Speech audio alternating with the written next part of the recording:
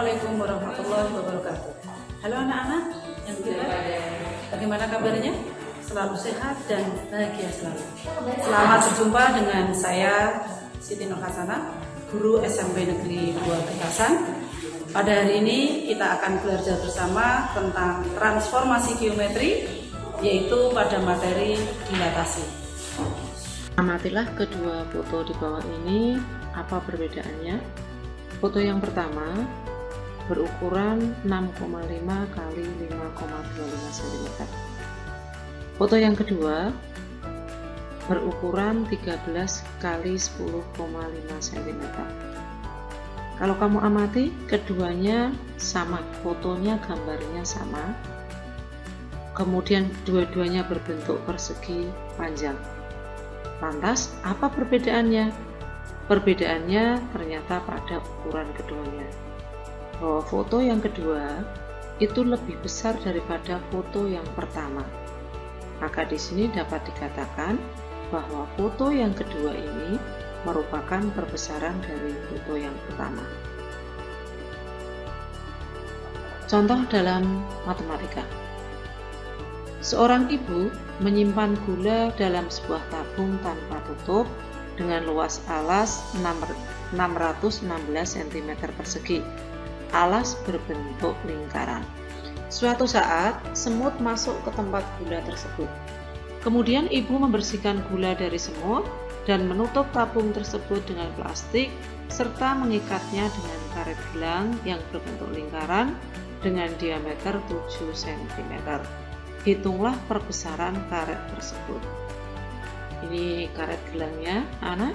Kemudian ini kaleng gulanya yang tidak ada tutupnya.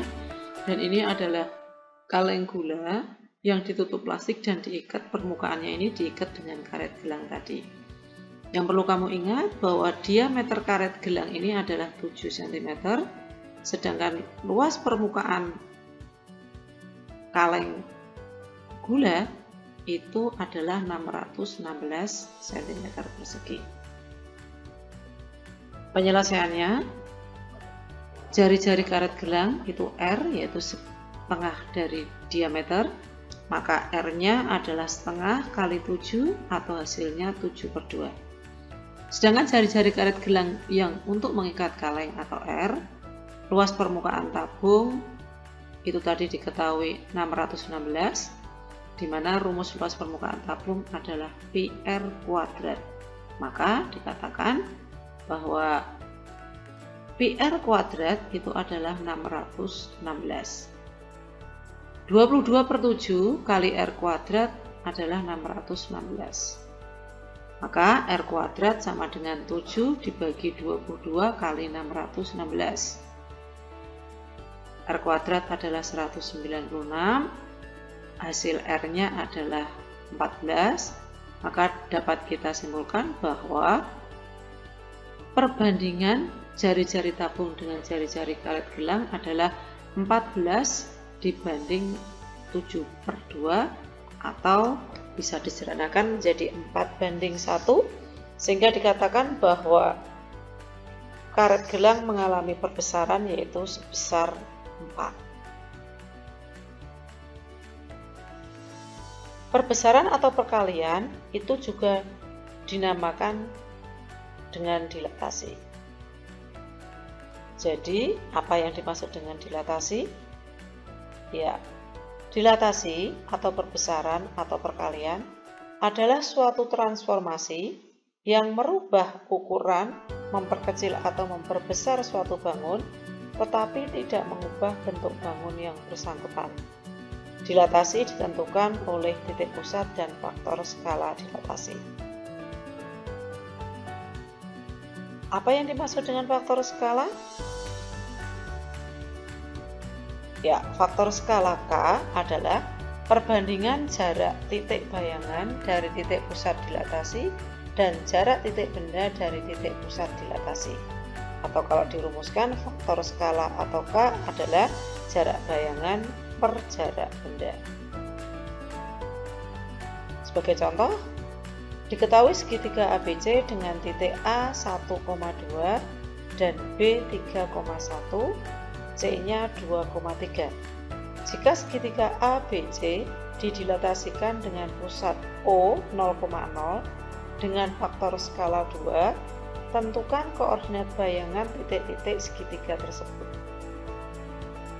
Ya, kalau digambarkan seperti ini titik A 1,2, titik B 3,1, titik C 2,3. Dengan pusat O dan faktor skala 2, maka bisa kita gambarkan OA aksen itu 2 kali dari OA. Saya ulang, panjangnya OA aksen itu 2 kali dari OA karena faktor skalanya 2.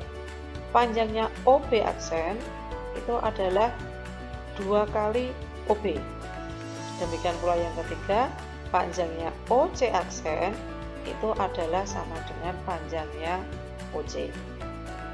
Dan di sini bisa kamu amati bahwa ternyata A aksen itu adalah 2,4, B aksen 6,2, dan C aksen adalah 4,6. Kalau dihitung menggunakan perhitungan, maka bisa kita tuliskan titik A 1,2 jika didilatasikan dengan pusat O dan faktor skala 2, akan didapatkan bahwa A aksen adalah 1 kali 2, 2 kali 2, didapatkan A aksennya adalah 2 kali 4. 1 kali 2, kamu perhatikan di sini, ini 1, ini 2, 1 kali 2, 2 kali 2, di sini 2, perhatikan faktor skalanya 2. Lanjut, titik B 3,1 didilatasikan dengan pusat O dan faktor skala 2, maka akan didapatkan B aksen adalah 3 dikali 2, 1 dikali 2, maka B aksennya adalah 6,2. Titik C 2,3 didilatasikan dengan pusat O dan faktor skala 2, didapatkan C aksen adalah 2 kali 2, 3 kali 2, hasilnya adalah C aksen 4,6. Maka dapat kita simpulkan dengan faktor skala K2, maka bayangan segitiga ABC mengalami perbesaran. Kita ambil contoh yang kedua. Ya, diketahui segi 4 ABCD dengan titik sudut masing-masing A 2,8, B 6,8, C 6,2 dan D 2,2. Gambarkan segitiga ABCD. Maksudnya gambarkan segi 4 ABCD dan bayangannya setelah didilatasi dengan faktor skala 0,5 atau setengah dengan pusat dilatasi titik awal. Kalau kita gambarkan di sini, titik A adalah 2,8, titik B 6,8, C 6,2 dan D-nya 2,2. Didilatasi dengan faktor skala 2 berarti 0,5, berarti panjangnya OA aksen itu adalah 0,5 atau setengah dari panjangnya OA. Panjangnya OB aksen adalah setengah dari panjangnya OB. Demikian pula panjangnya OC aksen adalah setengah dari panjangnya OC, dan yang terakhir panjangnya OD aksen adalah separuh dari panjangnya OD. Kalau kita kerjakan secara matematis, jangan gambar. Titik A 2,8 didilatasi dengan faktor dengan pusat dilatasi O dan faktor skala 0,5, didapatkan A aksen adalah 2 kali 0,5, 8 kali 0,5, yaitu bayangannya menjadi 1,4. Titik B 6,8 didilatasikan dengan pusat O dan faktor skala 0,5, maka titik B aksen adalah 6 dikali 0,5, 8 dikali 0,5 sama dengan B aksennya 3,4. Titik C 6,2 didilatasikan dengan pusat O dan faktor skala 0,5, maka C aksen adalah 6 dikali 0,5, 2 dikali 0,5, berarti C aksennya adalah 3,1. Dan yang terakhir titik D 2,2 didilatasikan dengan pusat O dan faktor skala 0,5, maka didapatkan D aksen adalah 2 kali 0,5, 2 kali 0,5, hasil bayangan D-nya adalah 1,1. Kesimpulan, dengan faktor skala K sama dengan 0,5, maka bayangan segi 4 ABCD itu mengalami perkecilan.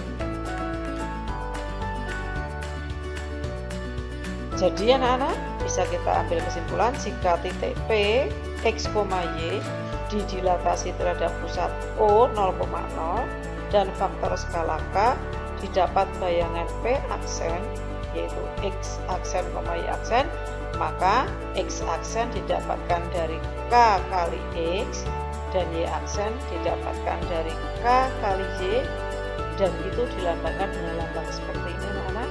Dibaca pusatnya O, faktor skalanya adalah K.